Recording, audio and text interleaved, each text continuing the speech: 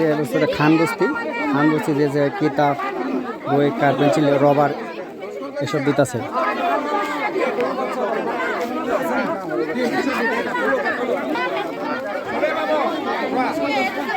শিবসাগর, খান বস্তি, নেপালি বস্তি, তার অনেক জায়গায় গিয়েছিলাম।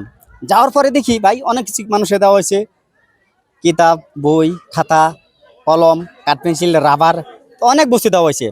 লগে কাপড় স্যান্ডেল সাবুন বিস্কুট বাল্টিং, তো অনেক কিছু বস্তু দেওয়া হয়েছে, ডবল ডবল দেওয়া হয়েছে।